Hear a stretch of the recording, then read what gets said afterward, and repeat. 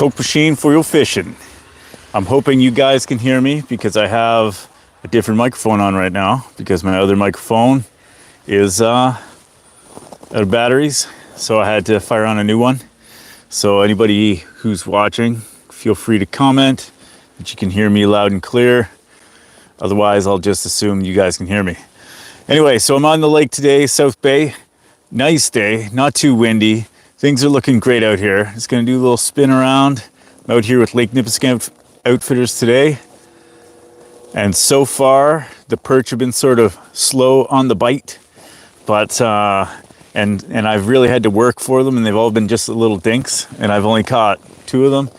And I had a couple of minnow heisters, but we're gonna get started with the evening bite in a few moments here.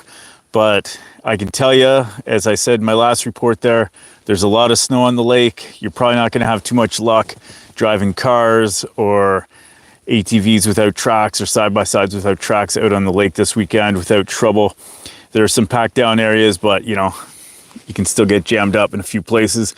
I know that definitely Glenn here, who works for Lake Nipissing Outfitters, said that he got his truck stuck at the launch at Deepwater Point last night. So watch out for that. Now, of course, we've got some warm temperatures coming our way and people are getting concerned about slush.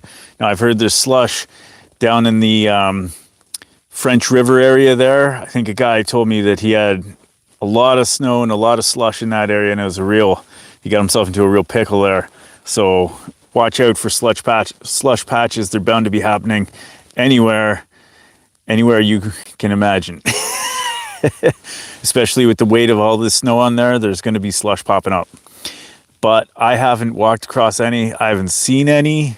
I just feel like there's probably good a chance that there's going to be some coming. Anyway, I'm going to get us inside the hut here so we can start fishing. So I'll just turn the camera around here so we can do a little walk in of the hut. So here's the hut. Okay, here we go. So already I got my trigger mechanism on the floor over here with a full minnow. And then I've got my gear set up over here. So let's get fishing. Okay. So I'm just going to adjust a few things here. Get my camera pointing in the right direction.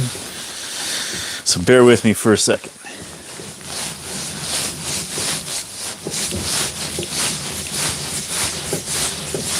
All right. Okay. I'm just going to turn so we can see the trigger rig easily if it comes down to it. All right. Put it down a little lower here. Okay. Turn this so we can see it.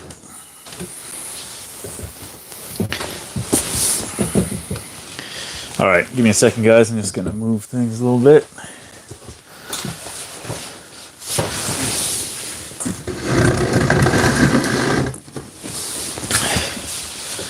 All right. So there's the hole. On this line here, I've got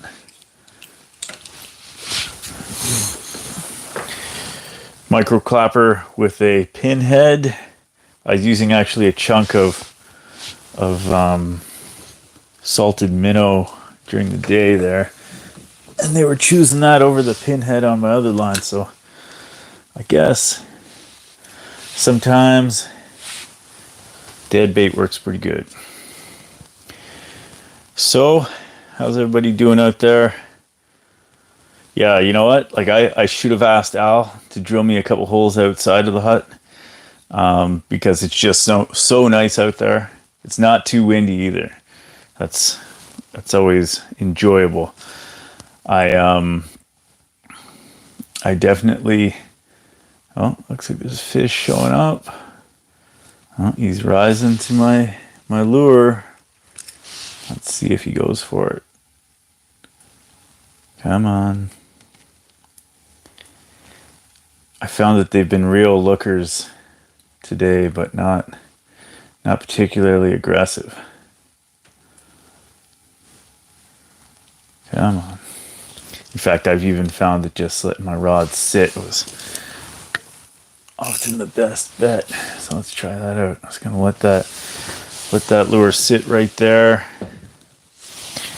I'm going to open myself up a Monster energy drink, which I meant to drink earlier. I'm not sponsored by Monster. I just enjoy an energy drink every once in a while.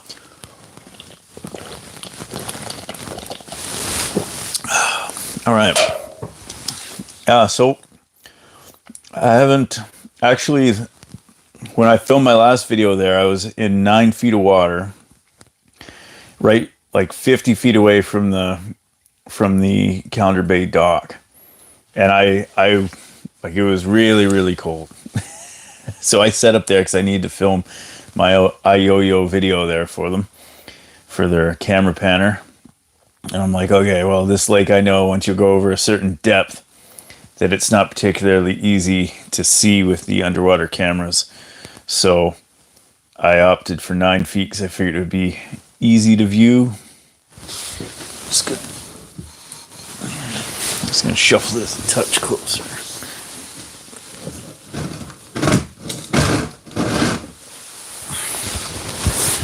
Okay. Try to keep everything in view here, but also out of the way. So it looks like we got a fish right on the bottom down there.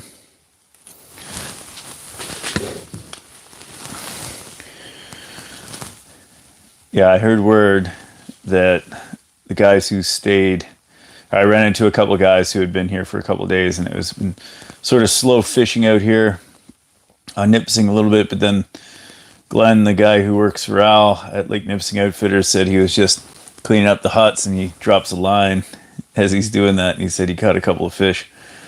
Like I said, like I had a couple of dink perch come in, nothing huge. And they were all very finicky so far. So I'm hoping once the sun goes down that we're going to see some play out here, but who knows? You know, I'm going to go through some of the comments here.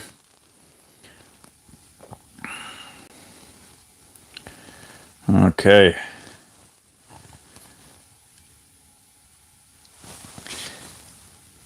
So G-Star says, wishing I could fish with you. Maybe we can make that happen one day, man. So you're going perch fishing tomorrow on Simcoe, G-Star. I saw somebody posted that they were shutting down business. Not all, like one business said they were shutting down business for the season because the slush had just gotten so intense on Nipissing, or not Nipissing,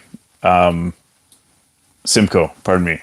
The slush had gotten so intense on Simcoe that somebody was shutting down early there. I've heard there's lots of snow down there. Like my dad sent me a picture of the snow on his porch, and it was unreal. Sorry, there's a fish down here. I'm just trying to finesse him in here. Just really barely move that lure. Come on, do it. He's on it. He's looking at it. He's looking at it. Come on. Ah. Don't go back down. Come up. Come on.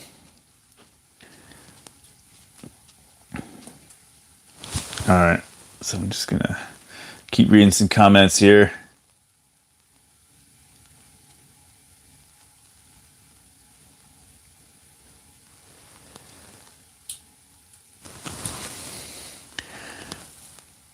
So Al in the comments says here, you do a summer charter with Nipissing Outfitters and have Coke Machine on the boat to join you for an afternoon of walleye smashing. We can probably make that happen. It's Al and I get out quite a bit in the summertime there. So it could be possible. Phil S. Go get him. Phil, how was the fishing when you guys were up? Was that a couple weeks ago?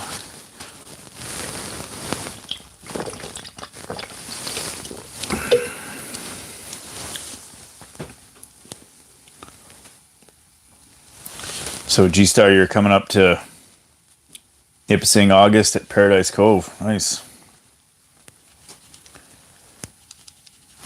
That should be fun. I've never fished that area that much, aside from the one time I went and stayed at Paradise Cove. I'm hoping to get out there, like we'll see. I'm hoping to get out there before the end of the season with Reagan. Matt Forbes, thanks for the wish of tight lines. Paul's Way, thanks for the sound check there.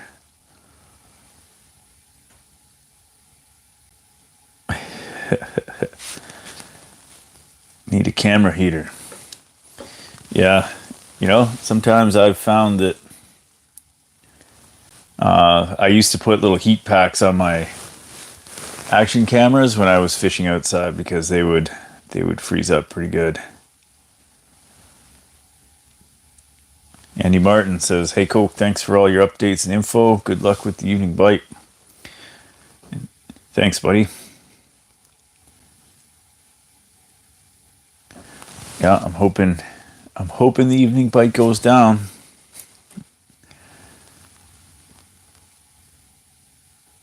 Daniel M says, "I was just at Commanda Lake, lots of snow and about a foot of slush underneath it." Ugh.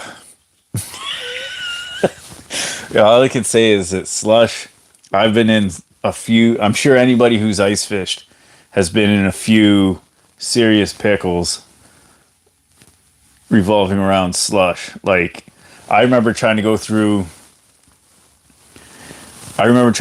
slush with just like regular snowmobile boots before I started wearing Titans, and then I've got some other like Fast Dash boots right now that are neoprene. But yeah, I remember trying to go through slush once with just like snowmobile boots, and the water just right in. It was terrible. That's when you realize that you need fully waterproofed boots. Because, boy, that slush, it'll get you.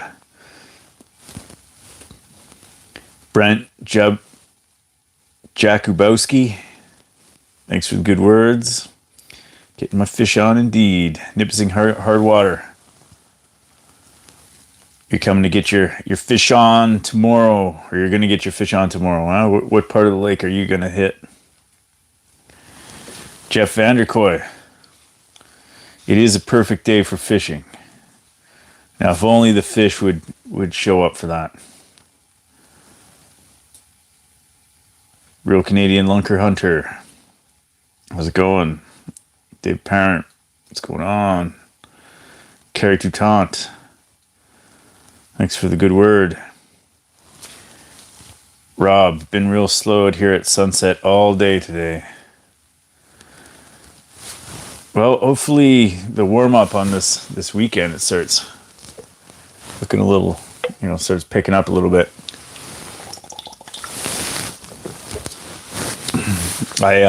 Next week, I won't be doing a live stream because I'm going to be going with my brother and his buddy to do a bit of a ice camping adventure north of Sudbury there.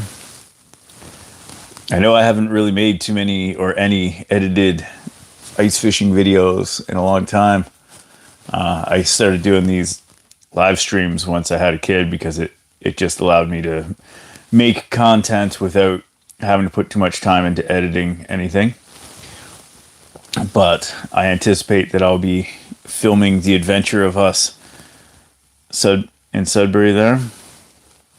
Hopefully, we're hoping not to get into any kind of crazy slush.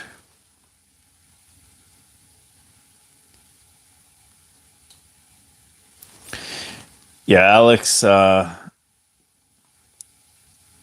C there, you say if they don't seem to be biting, try just a minnow head on your lure.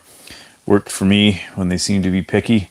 Yeah, earlier today, that's what I was doing. It was all just small pieces of minnow. And same thing when I was in Calendar Bay fishing like 50 feet off the dock. I had a couple of hits there, but it was all, just like a tiny little piece of minnow on there for flavor, and they would get that. But yeah, probably if I don't see any action in the next little bit here, or if I have a lot of fish coming in but not committing, I'll definitely just start going to minnows. I mean, that's usually my go-to on my active rod, and then I usually put a full minnow on my dead stick over there so that the minnow does all the action. So I like, you see that blade down there on that piece of wood right over here. That's my minnow cutting blade, specifically for minnow heads. So that's gonna happen soon, especially if I see a lot of fish, or if one more fish comes in, doesn't commit, then I'm gonna go ahead and fire a minnow head on there. Nipissing Hardwater says, looks like slush season has started up. Hate that part. Yeah. It's bad.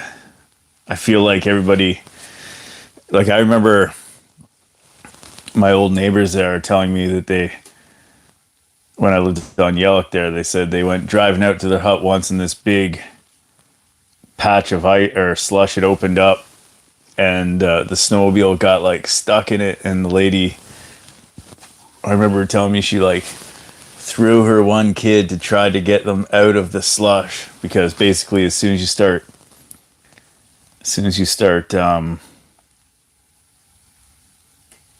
stepping in it, it just gets into everything, you know. Sorry, I thought something was going on the bottom there, but I think it's just some debris. I had my underwater camera down earlier there today, and there's so many little. It almost seems like it's snowing down there on the bottom of Nipissing. There's all these little bits flying around constantly, and then everything stirs it up. But yeah, it's up and down on Nipissing for the cameras. Like, I remember I took my underwater camera on Temagami, and you were like, oh, I can see like 30 yards. Maybe not that far, but I remember seeing a lake trout from like way off.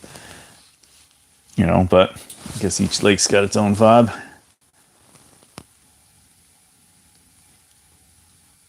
Jeff Coatley, thanks for the wish of tight lines. Bruce Dunstall, hey Coke, get your fish on, brother. We're coming up to Rob's 5-star in his day huts Friday and Saturday. Awesome. I haven't gotten out with Rob's 5-star yet this year. I did talk to Nick Day there the other day, and I'll try to get out with him at least once before the season closes. I'm never real too happy about season closing, and I don't really like to talk about the season closing, but I guess it is only a few weeks away.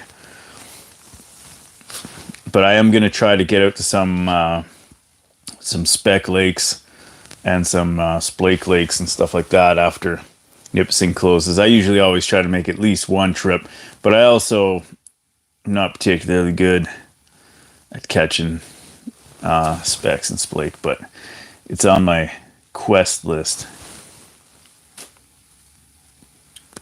Larry Lilly says, fish on, Coke. Dave Henshaw says, how many have you caught today?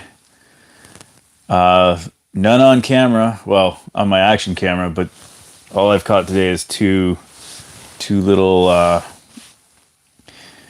perch. Probably one was 6 inches and the other was not much bigger. David Bennett, welcome to the party. So G-Star says a bunch of operators have canceled on Simcoe due to snow.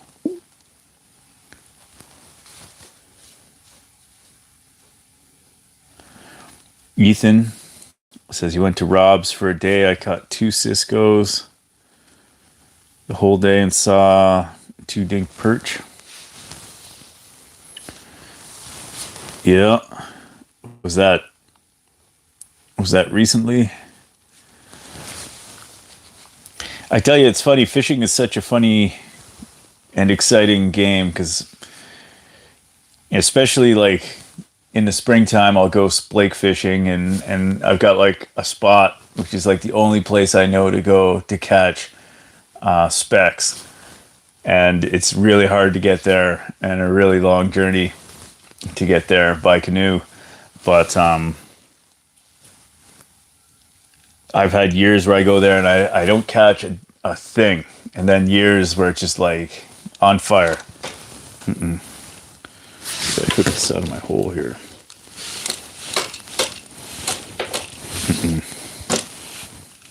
All right, so I don't want to damage my line here, so I'm just gonna move the camera for a second.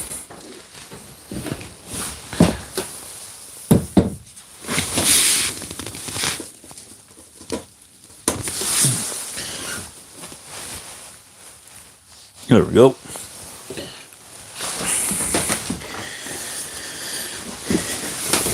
All right. Well, I'm going to change up my lure here for a second. I think I'm going to fire down some kind of a noise maker. Probably a rattle bait of some sort.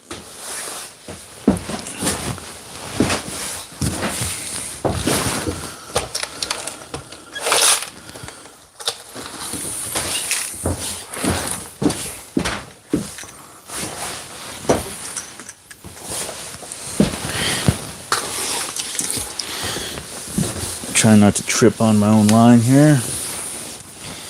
Okay, so I can't resist throwing down a rattle bait every once in a while. I'm not going to put any minnows on it, but I'm just going to rock it to sort of make the alarm call for around here. Okay. Oops.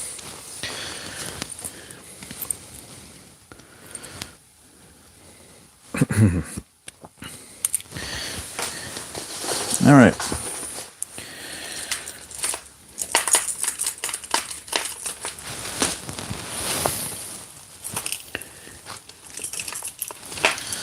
All right, so I'm going to throw this guy on here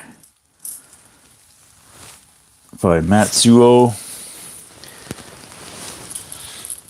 Make some noise down there. I don't know if that's going to help me.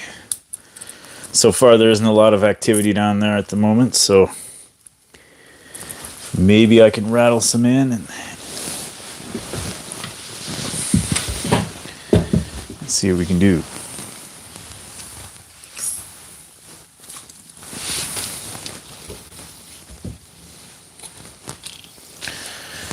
All right.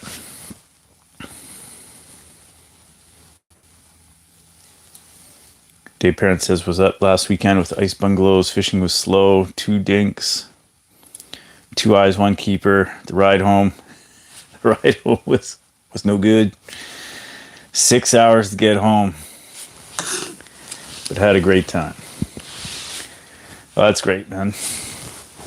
I remember one time driving, you know, when my wife and I first moved up here, and you know, we were still, it was before COVID, so we were still accustomed to going to visit friends and stuff in Toronto. And I think somebody was having a big party, and it was before we had Owen, so we decided, hey, let's make the drive. And it was white knuckle driving the whole way down there. And by the time we got there, it was time to go to the party. And I'm like, I am dead. I can't go to a party just like right off the bat here. It's like I just got here. It was a 4-hour ride that turned into a 7-hour ride with how bad the roads were. And it was just like, I tell you, whiteouts. All there was 2 strips where the wheels were. And of course, there's always the occasional dude, you know, in a jacked up truck who's goes ripping down the highway at regular speed no matter what, and just ripping past everybody else. But yeah, it was not a drive I would do again. And I remember saying to my wife, like, let's never do that again. And I think even like, not this last Christmas, but the Christmas before, it was going to be a big snowstorm going down there, and we just went a couple days later after everything settled. You learn that lesson once or twice. So Nipissing Hardwater says you're going to Sunset tomorrow. Hope they're biting. The last time I ran into Eves there from Perot's Primetime, he said that out in their shacks there. Now this is, mind you, this is probably a couple weeks ago that I ran into him, but he said out in their shacks there that they were getting quite a few jumbos, and he's the operator out of Sunset Point there.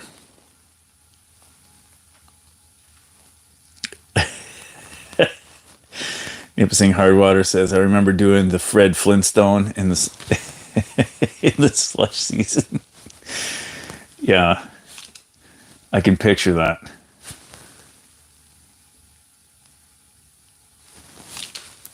Yeah, it's definitely like a couple weeks back there at Deepwater Point.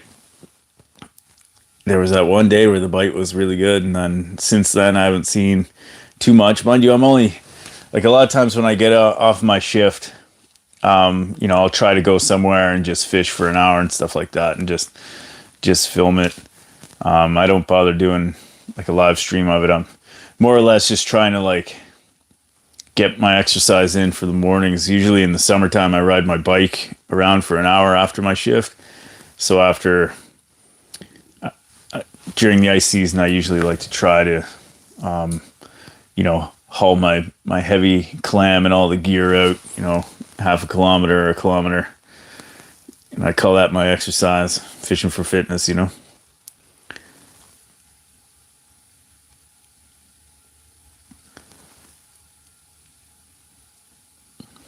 Nipissing Hardwater says, haven't had a bad day yet, but I'm due for one.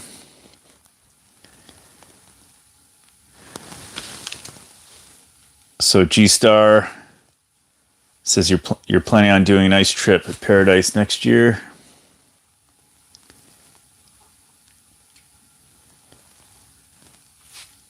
That sounds like a good plan. I know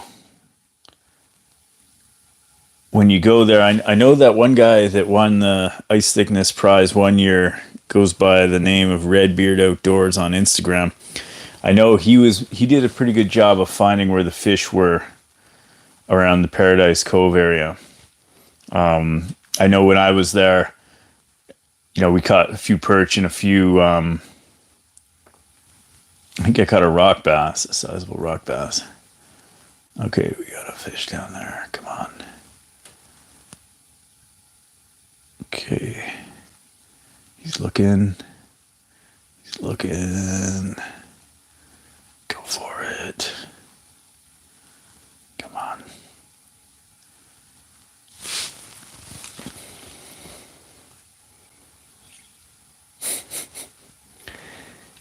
It's like he likes the rattling, but I've had this so many times.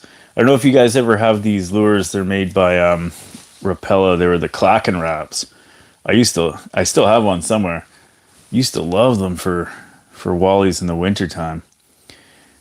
They had that little canister in them that would really make a lot of noise. But a lot of times, I just rip them really hard and then let them drop and just sit, and then they would hit there on the paws. Like, this fish is really taking a close look, as you can see on my graph here. He's taking a close look. I got it on the paws. I'm just like not too sure if I should shake it or if it's gonna scare him.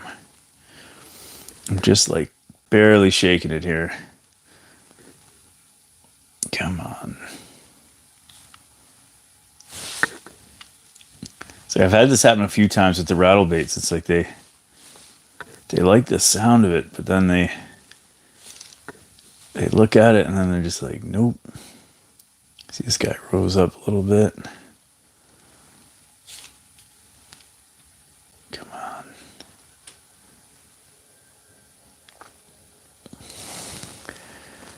Ain't that always the way?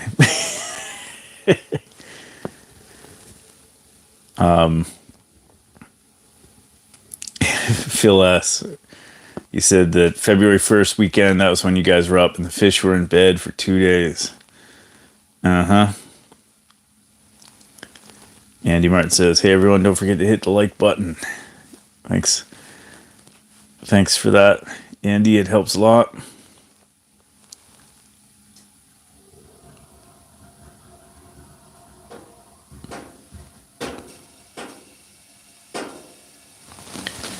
So Nipissing Hardwire says, what about pros? Talk to Dana. That Danica, is that her name? So John Whelan says, yo, Coke. Was fishing with South River the last couple of days. My son picked up one of the minnow clappers from Mary. Slow bite, but caught some perch and one keeper walleye. Bunch of shorts. Nice.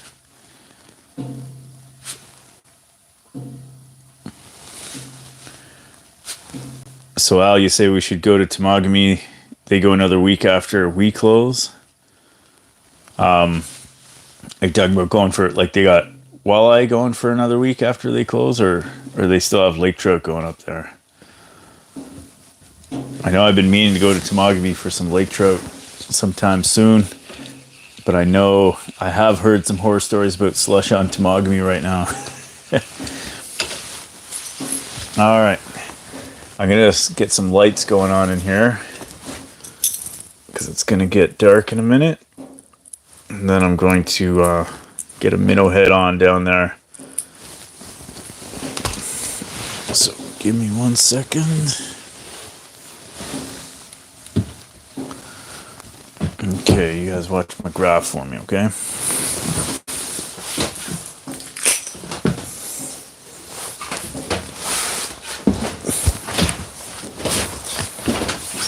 Oh.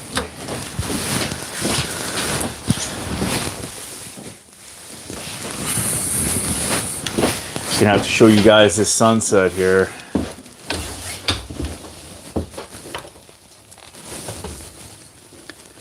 There you go.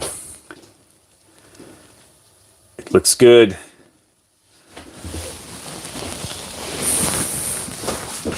All right, we're gonna get some minnow heads going here. And okay, so lights on.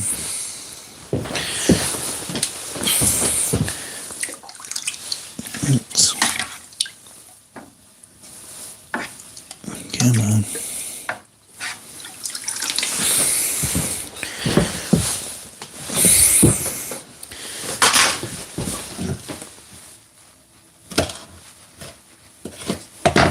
Okay.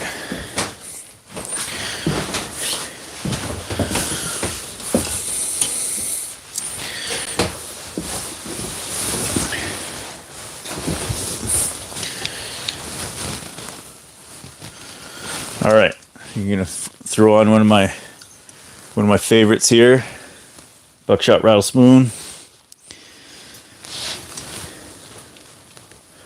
With a minnow head on it. See how they like that.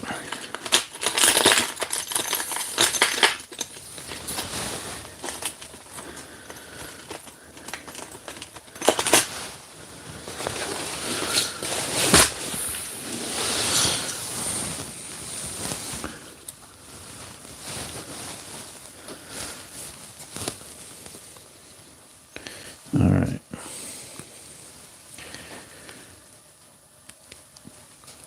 This one's the green buckshot rattle spoon with UV, one of my faves.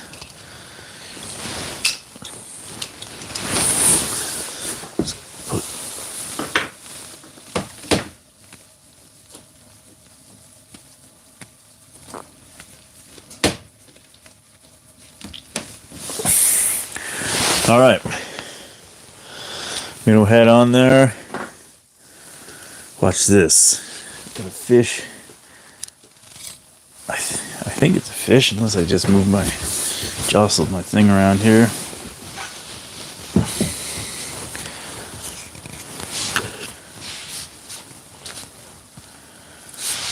Okay. Buckshot rattle spoon.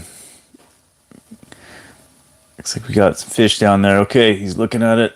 He's looking at it.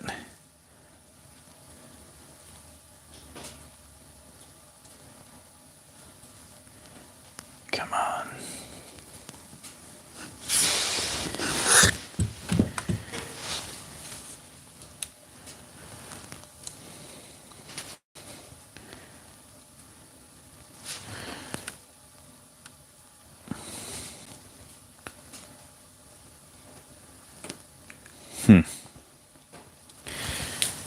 So Nipissing Hardwater says, sounds like the February lull has arrived, listening to a few outfitters. Yeah.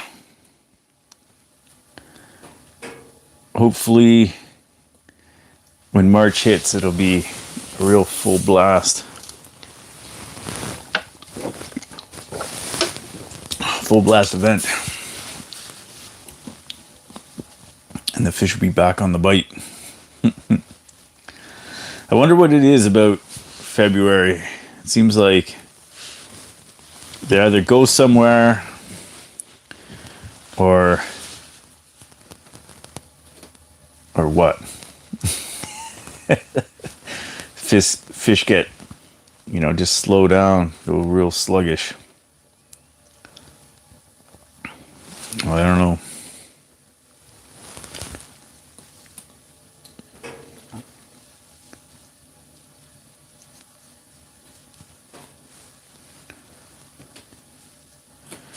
I've been thinking about and planning on doing an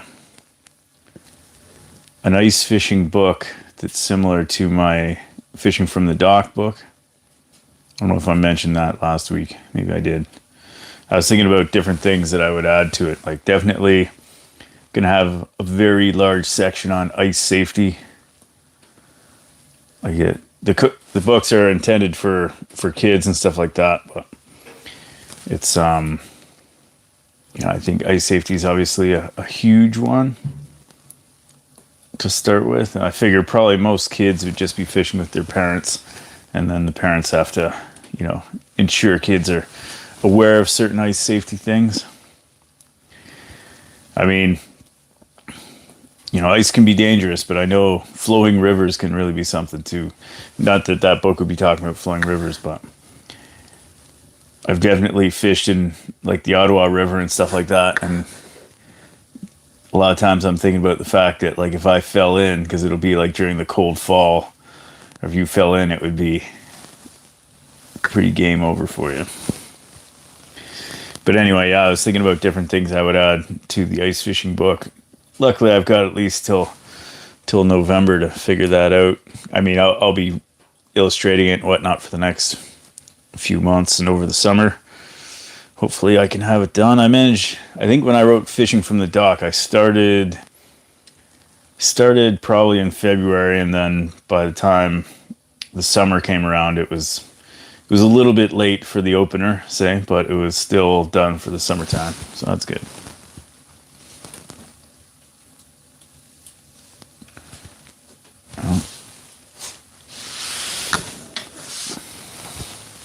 Fisher. It's like that rattle bait brought one in, but he just didn't want to go for it.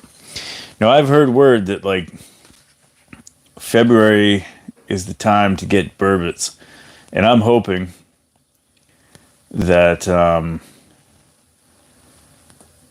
at this lake that I'm visiting in north of Sudbury that there's going to be some there.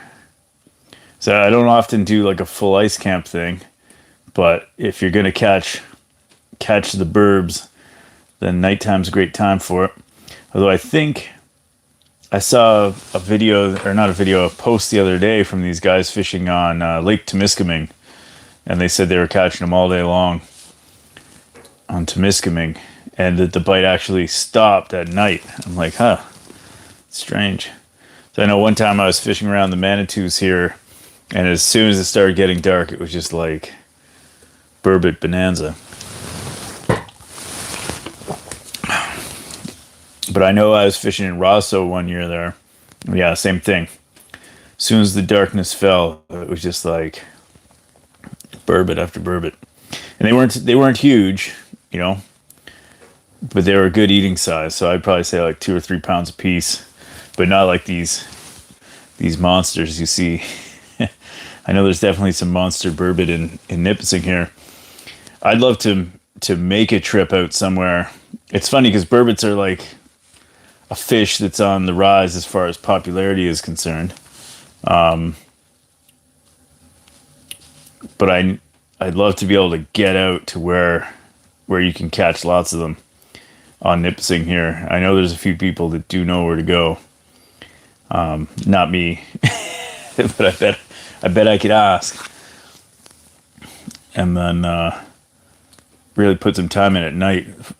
It's a funny thing because my brother is all about ice camping and doing that kind of stuff, but I don't know if I could convince him to go ice camping solely for the purpose of burbots. He'd probably be like, no thanks.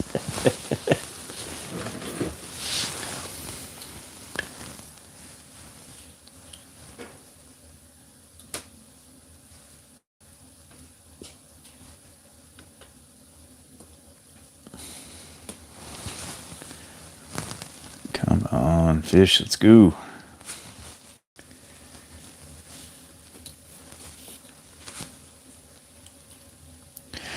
You know, it's sort of interesting with a lot of these stocked lakes out there, is that I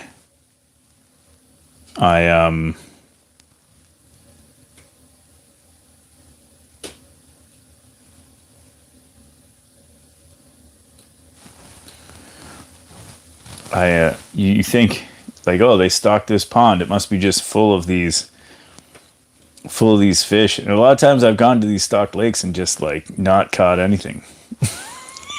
You're just like, how are they stocking these lakes? And then there's just no fish here. Sorry, for some reason my chat here just like completely froze. So it looks like the comments have kept coming. So R. Fraser says, what do you do for work? I work with people with disabilities. And I've done that for 25 years. Yeah. I started working with people with autism when I was 18, and then just continued working with people with different kinds of disabilities for all this time. It doesn't pay particularly well, but it is interesting work regardless.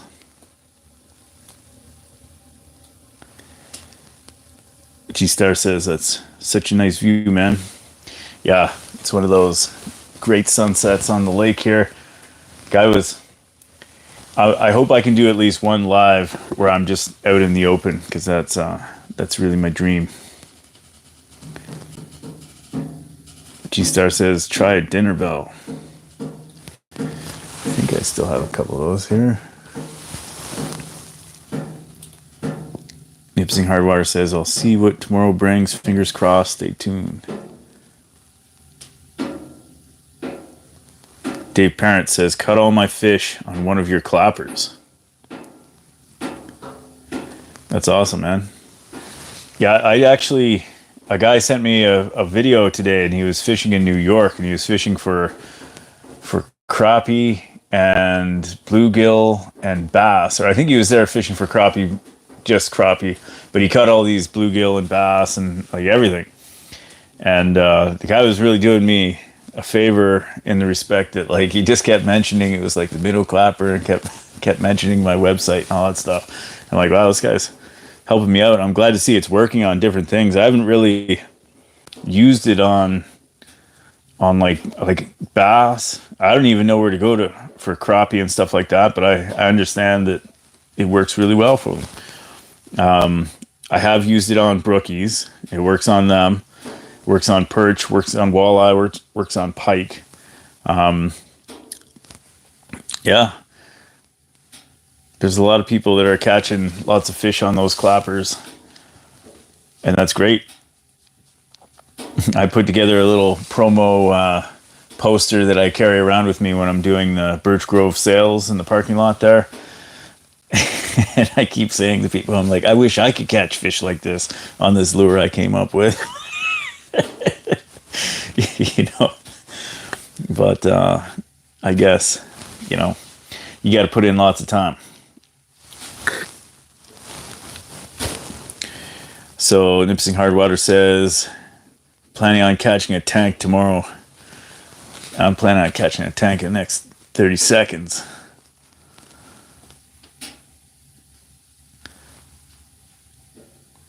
Fahad says, how many did you catch? So far, we're hitting a big 0 today, at least during the filming here. Haven't seen much action. Not even a lot of fish on the radar here. Just, I think we had 1 or 2 come in on the fish finder, I mean. Sometimes I call it the radar for fun. Yeah, Fahad, I got to meet Fahad the other day at the Birch Grove parking lot there. He came in. Yeah, got to meet quite a few people down there.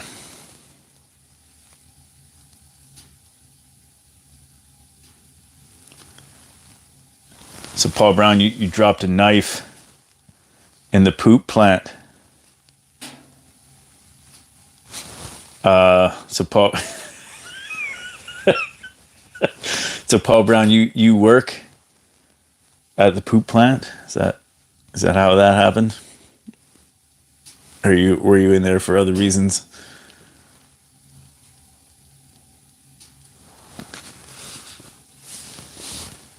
So G-Star says jig higher until you see fish come in. That's a good tip. How high do you think is an appropriate height? Like I'm at about 2 feet right here. A lot of times, like I remember when I was having great days with perch on the Yellock area there, I would jig as high as I could possibly reach, which would probably be, with the rod and everything, probably like 10 feet up in the air, and then like just let it sit, like sink back down and sit right at the bottom. And that oftentimes would work really well for perch. It's like they'd watch it make all the noise and then come down. Epic Deals and Trending Gifts says, I've never eaten burbs. What do they taste like? The funny thing with eating them is that if you've dealt with cleaning like a catfish, and I've eaten many a catfish, they've got that same kind of like slimy skin that you can basically like peel off with a pair of pliers kind of thing. Their body is very eel-like. So, but they're not that hard to clean. It's similar to any other fish, and they do have a fair amount of meat on their ribs, even though a lot of people say it's only in the tail.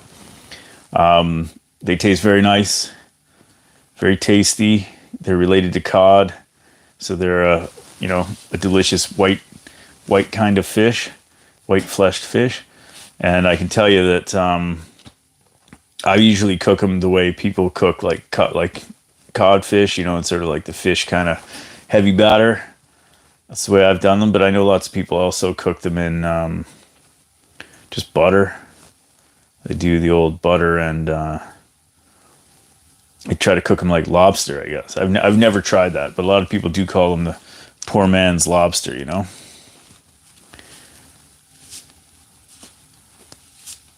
So I'm just trying to do some broad strokes here on the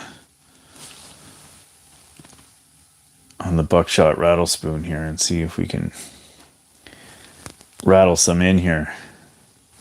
I know a few times when I've done the live streams that I've had, I'll be packing up and then the fish start showing up. And it won't, I think the last live stream I did, it wasn't that I caught anything after the live stream was done. It was just like they were showing up on my radar or on the fish finder quite a bit. So Fahad says, when I was at that 28-foot bite, was slow last weekend, but I heard it was great between 15 to 20. Like I was sort of saying, like, I set up near the government dock in Callender Bay, and I had quite a few strikes. Not like quite a few, but say like I had 3 strikes in the hour I was there, which was surprising. Oop, here we go. This is on the... Yeah. There we go.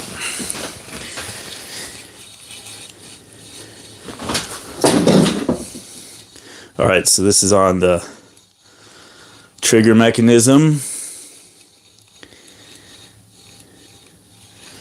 Okay.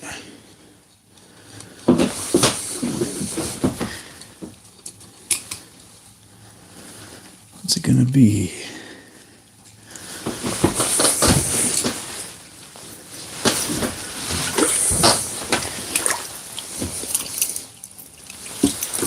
right.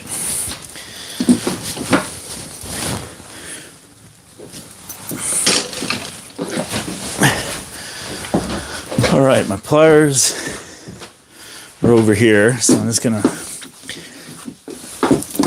this guy over here. So here's Mr. Walleye on the clapper. All right, so that guy's probably a 15.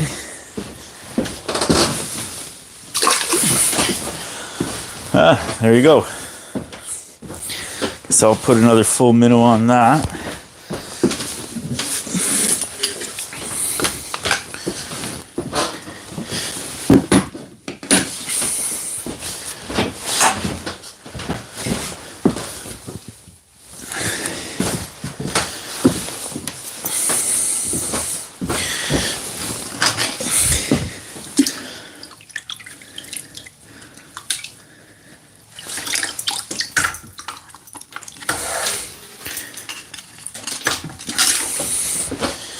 Okay. Well, that's exciting.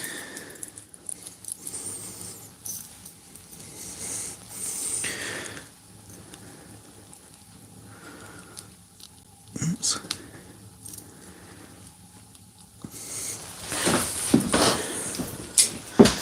Hopefully that's one of many to come. Let's hope they're all coming in now.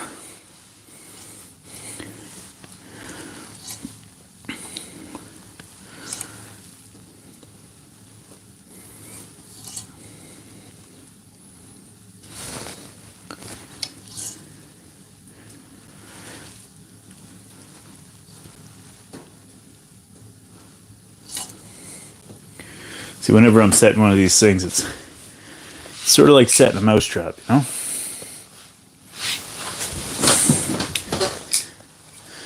Make sure it's right at the bottom.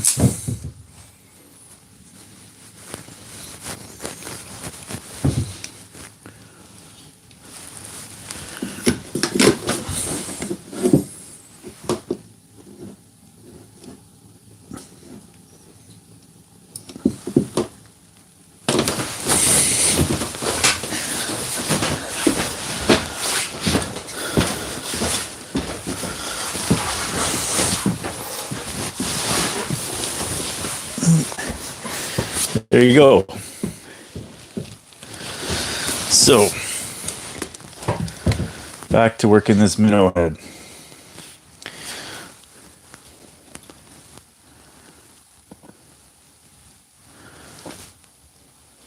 So it looks like there's a fish down there, maybe.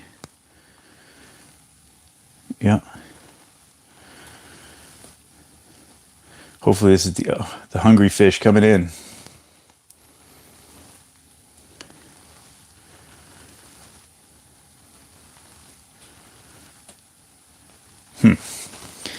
All right.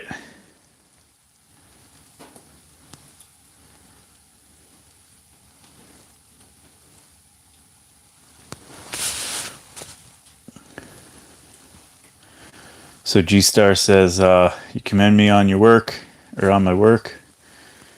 Your daughter has autism.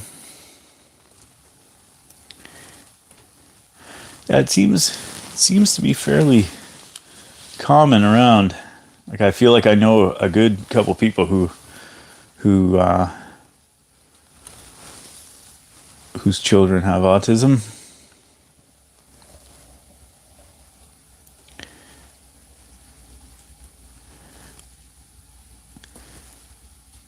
Lunchbox Letdown says, that's awesome, Coke, what you do. Yeah, it's definitely, you know, I work the nights now, so I don't interact with people as much as I used to. But yeah, it's definitely an interesting line of work. It's interesting, I guess, meeting people who think differently than the rest of the world. I think that's the most interesting thing that I find about it. Anyway, so Paul Brown, you work in waste treatment. McDiffy, We saw no action until I just saw a walleye come in.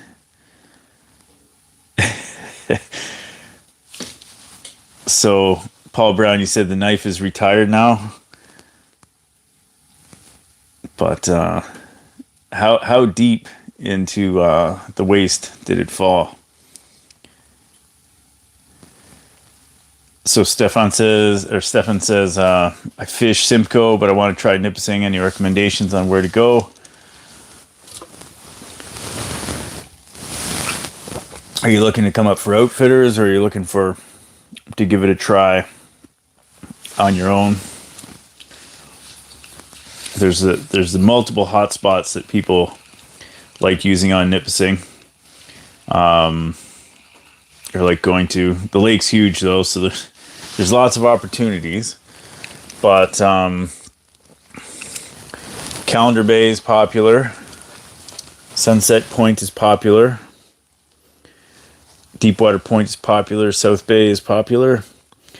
I haven't fished the sturgeon side of the lake myself, but I know some people highly recommend it, or at least they catch lots of fish out that way. I know if you have a snowmobile, you got a lot more options as far as where you can get to. But yeah, there's a big lake, and those are the main access points. And I guess there's also like the government dock here in North Bay. Lots of people sort of launch their snowmobiles out of there. It's not as set up for that kind of thing as, say, Sunset Park or Calendar Bay. All right, I'm gonna put down one of my little fluorescent pink and chartreuse clappers with minnow head. We'll see. Okay, it's going down.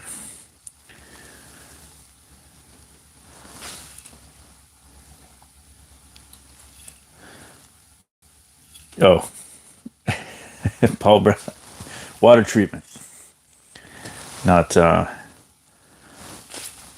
sewage. That's good. That's where I got that wrong.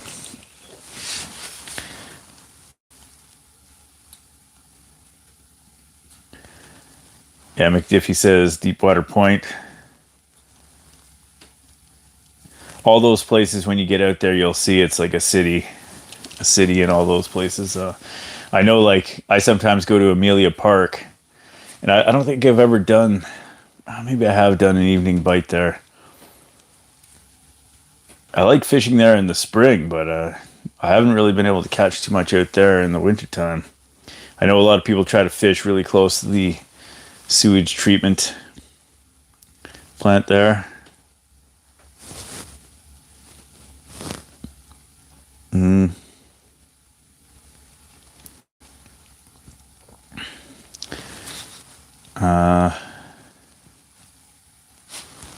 Okay.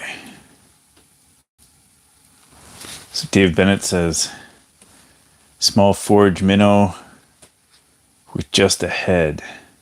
I feel like I must have one of those forage minnows. Is the forage minnow sort of like a Meigs style?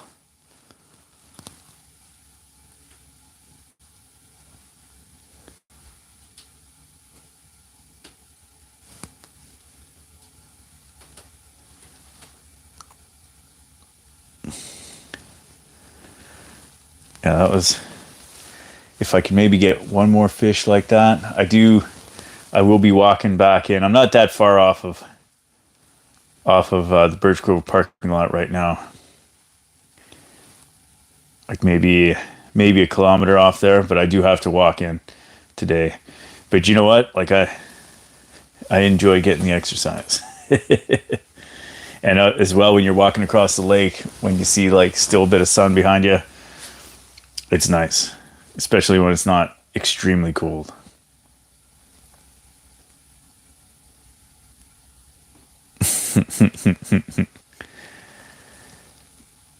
Yeah, Jeff Vanderkoy finally got a fish there.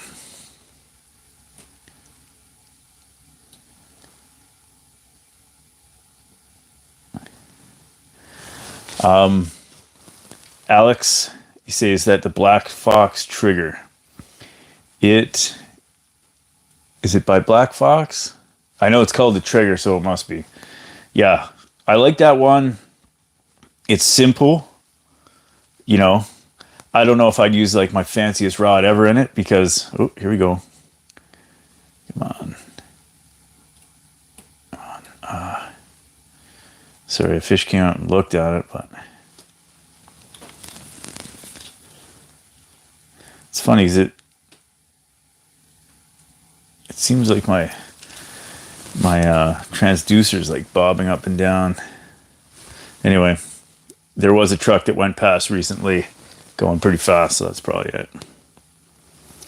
Yeah, I like the trigger because it's just sort of like there's no extra little loops. There's not a lot of extra things to it. It's just, the fish pulls down on that thing and it triggers it.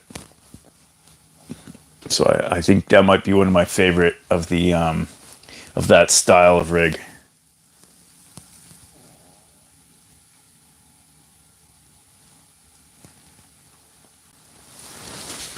Yeah, G-Star, you say it's now 1 in 32 children that have some part of the spectrum issues.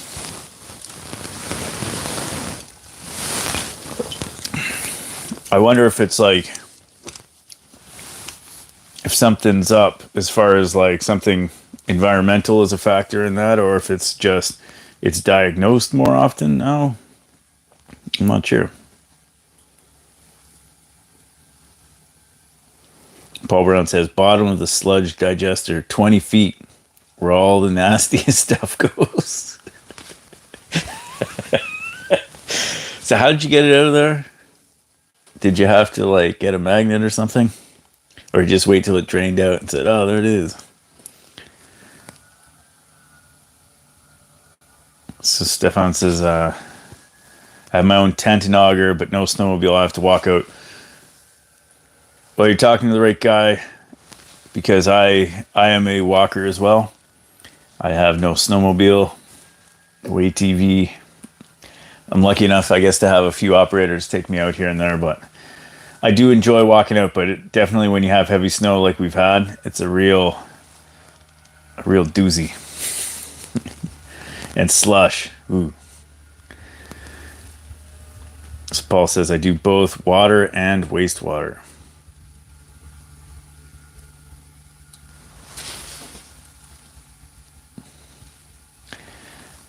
So Justin Popovic says we need 4-wheel fishing to make a cameo on one of these streams. Yeah, if I was able to do a live stream from wherever we're going north of Sudbury there, you would get to see 4-wheel fishing. That is my brother, FYI. But I feel like every time I've gone up that way that basically you're off the phone system for sure.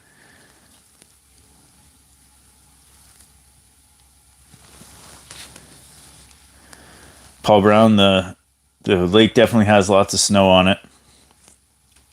When you're asking how's the lake for walking, it's got lots of snow on it. So obviously, if you can find a snowmobile trail or some packed down trail, it makes it a lot easier. I know a lot of the snow that I was dealing with the other day has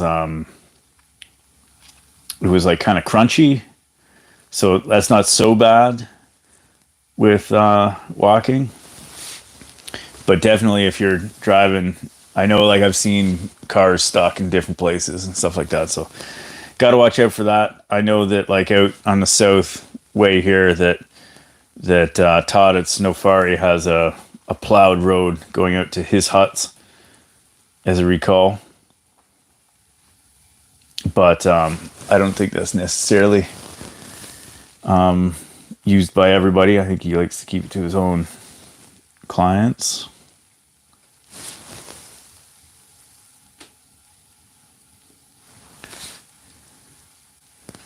Okay, so he said,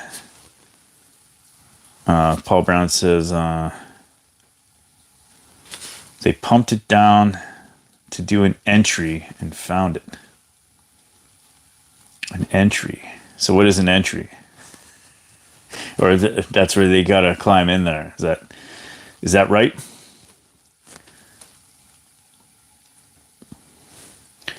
So it looks like I might be wrapping it up here because we made the hour.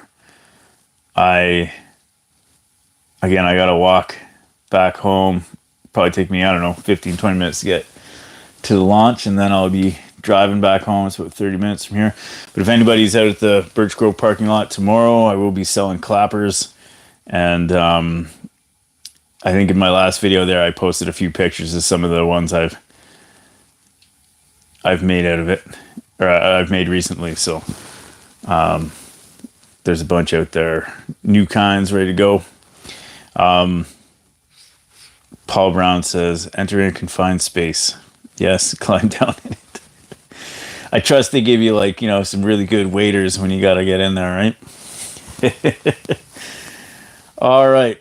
Well, anybody watching, if you haven't given me a thumbs up yet, please do. Otherwise, we will catch you not next week because I'll be gone, but it'll be the week after. So the first week of March, I'll be out there. I'll be out here again doing a live stream. So